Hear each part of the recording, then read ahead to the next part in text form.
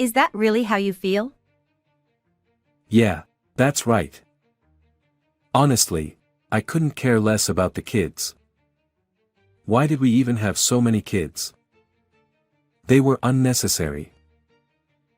Husband casually saying such things in front of the kids.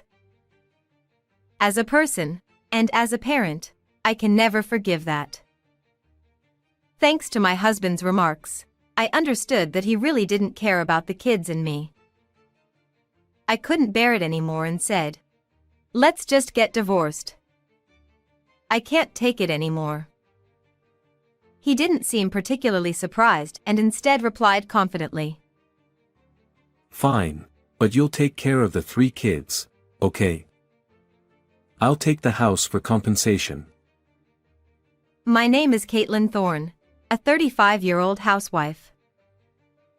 During college, I met Dan in the same class and fell in love, eventually getting married after a long courtship. During our courtship, he always seemed to prioritize me. I never asked for special treatment, but he treated me well, and I happily accepted his care. And when he proposed, he said this: I'll make you the happiest in the world. I love you. So please marry me." Out of love for him, I gladly accepted his proposal. I was excited about the future we would build together. He wanted many children and a nice house, and I agreed to that dream too. But despite encouraging each other to work hard together after marriage, my husband's attitude seemed to become cold. Whether the married life he imagined was different or his feelings towards me changed, I couldn't figure out the reason, but since there were no major problems in our married life, I left it as it was. I hoped that my husband would become kind again as he was during our courtship. A few months later, I gave birth to twins.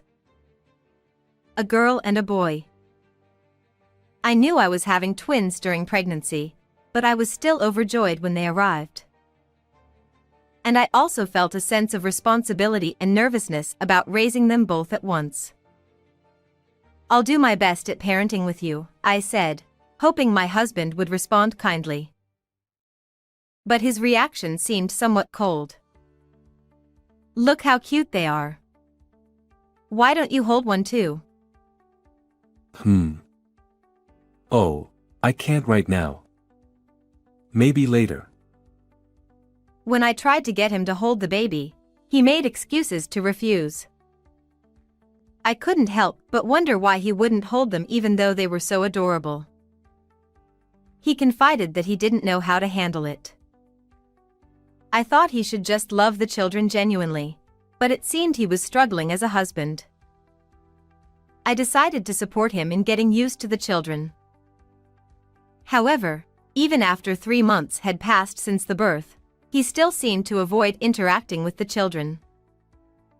He would hand them over to me as soon as I held them. Why wouldn't he get more involved? Although he was tired from working hard to support the family, I couldn't say anything considering his efforts. Although he seemed to be avoiding interaction with the children, by the time they turned 1, he wanted another child. How about having one more? But you don't even try to interact with the kids properly. Yet you want another one? That's impossible, I said a little harshly. Then he apologized, seeming sorry. I'm really sorry until now. From now on, I'll take care of them properly. I'll work hard not only at work but also at parenting, so please. Remember what I said when we got married? I wanted lots of children. I liked the atmosphere of having everyone together. He said that and pleaded with me multiple times. Eventually, I gave in and agreed to have another child. But I also warned him. If you put it that way, there's no choice, but when children are born, it's important to responsibly raise their lives, right? I understand, of course. If you understand, Then that's fine. Seeing his attitude, I decided to have the child. And smoothly, I became pregnant and had a third child. When I told my husband that I was pregnant, he was very happy. What? Really? I'm so happy it happened so quickly. Thank you. I'll work even harder. Seeing him say that with shining eyes, I felt relieved. And then, a few months later, I safely gave birth to a baby. A cute baby boy was born. But my husband didn't keep his promise and betrayed me. Since the birth of the third child, I tried to get my husband to help with childcare. That was the agreement. However, even when I asked him various things, he refused to help, saying he had never done it before or that it was something a mother should do. Although before the children were born, he said he would do housework and childcare. Hey, can't you at least play with one of the older kids? I can't handle all three of them by myself. Huh. I don't know about that. I'm busy with work. Who do you think is putting food on the table? Do you know how hard I'm working to support the family? Besides, you're a housewife, so you should be able to take care of 3 kids, right? My husband said that and took on a harsh attitude. But, you said you'd also do parenting. Shut up. I have an important business dinner now, and after that, I'm going golfing. I don't know when I'll be back, and I don't want to get tired playing with the kids. That's how my husband yelled at me. By this time, the older children could speak and assert their own wills. So when they said, "Daddy, let's play," and went to my husband, he refused. I'm busy now, play with mommy. Hey Caitlin, do something about them.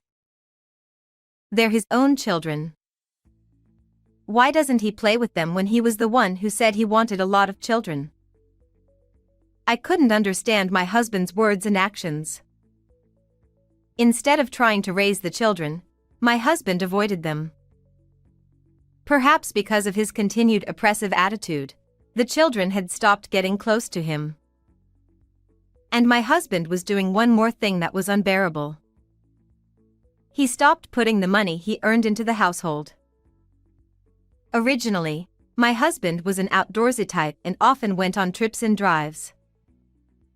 Before the children were born, we talked about traveling as a family and taking drives to tourist spots to take lots of pictures. But now, I'm not sure if he remembers any of that. My husband would give me the bare minimum money, saying, "This should be enough for living expenses," and spend all the rest on his hobbies. Hey, could you think a little more about the household budget? If this continues, we won't be able to feed the children properly. Huh. Haven't we managed somehow until now? Don't be so demanding. Besides, you've never had trouble with money, have you? I'm the one earning, so it'll be fine. No matter what I said, my husband wouldn't listen. Certainly, we had managed somehow until now. But that was because I was desperately saving and allocating money for the children's education. Now, I often have only 2 meals when I have some extra food, and usually, I have to get by with just 1 meal. Moreover, we were living in a dilapidated second-hand house that needed repairs urgently. So I bought tools from cheap stores and home centers and repaired them myself. But he didn't seem to notice my efforts. Because he would come home drunk almost every day. My husband would always go to a hostess bar with his juniors after work. Since there were often business cards of girls in his suit, he must have been going to various places. Before I knew it, our family had strayed far from the happy family image we had envisioned at the beginning of our marriage and had become a dark, hellish situation with no conversation. I wondered when it went wrong, which choice was wrong, and if I was at fault. But it seems that my husband is the cause no matter how I think about it. If he would just take the family and the children a little more seriously, the situation would improve. I sigh every time I see the dwindling money and bank balance. From around this time, I began to seriously consider divorce. Even if I stayed with my husband, I couldn't imagine the children growing up healthy. The atmosphere in the house had already become heavy. In this situation, what would happen to the children when they reached adolescence? With such worries, I quietly asked the children about living separately from their father. "Hey, would you be sad if mommy and daddy lived separately?" Then my eldest son and daughter said, "As long as mommy is there, we'll be fine." That was a happy response for me, but there were complex emotions somewhere in my heart. One day, I woke up with a severe headache and couldn't get out of bed. I somehow managed to gather my strength and headed to the living room, where the children were already awake. Even though they were only 4 years old, they were preparing breakfast and getting dressed. But my husband was not like that. Hey Caitlin, what are you doing? Where's my breakfast? And my clothes? I'm running late, so hurry up and get them ready. All right. I somehow managed to muster up some strength and prepare my husband's morning routine. He left the house without a word of thanks, expressing his dissatisfaction. While the children were concerned about me, my husband didn't seem to care at all. I asked the children to let me rest for a while and decided to rest on the living room sofa.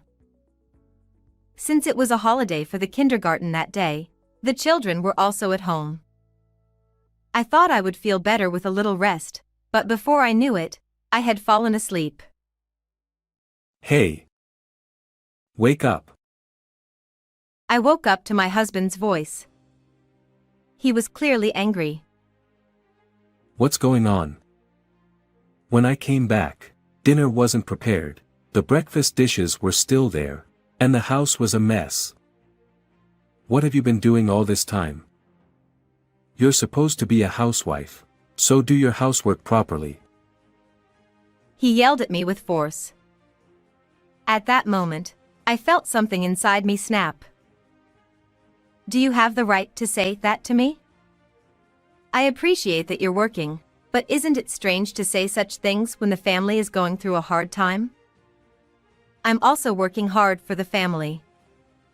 You said you would help with housework and childcare when the children were born, remember? But you're just all talk and never keep your promises. Why can't you do what you said you would? Maybe it was a mistake to trust you.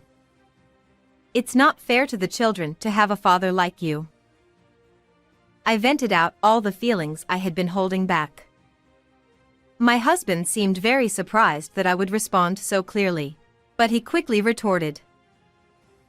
Your role is to support me.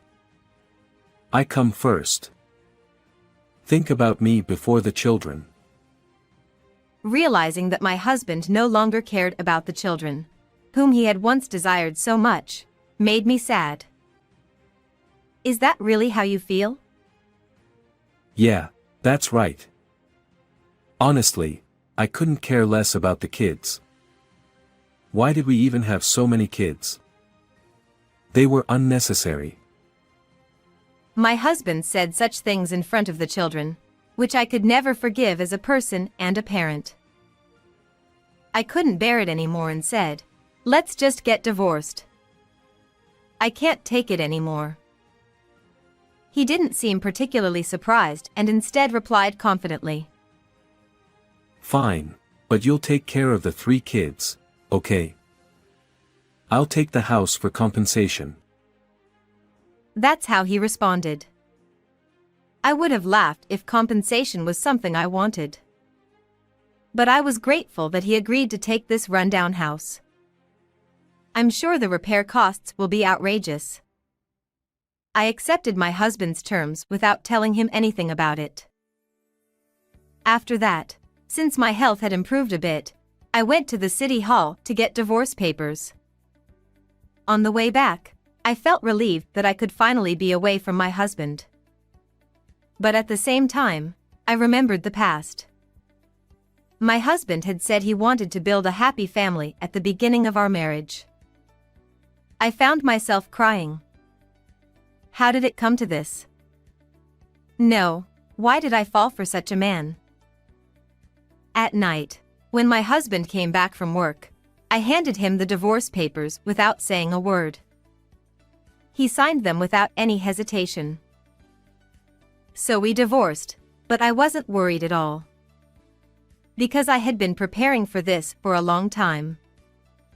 I had consulted with my sister Hazel about my thoughts on divorce beforehand.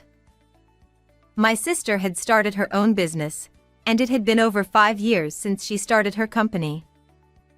It wasn't a big company, but it was profitable. And I was able to use my existing qualifications, so I was entrusted with accounting work after the divorce. Since deciding to divorce, I have been helping out at my sister's company as a volunteer. This was to make sure I could work as a full-time employee right after the divorce. And now that I was divorced from my husband, I was hired by my sister's company and started working. As for housing, I decided to stay at my sister's house for the time being to find a suitable and affordable place. My sister's house was quite large, so it was no problem for me and the 3 children to stay there.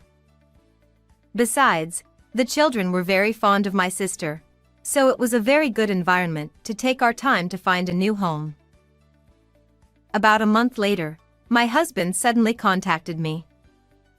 At first, I ignored his calls, but they were so persistent that I had to answer.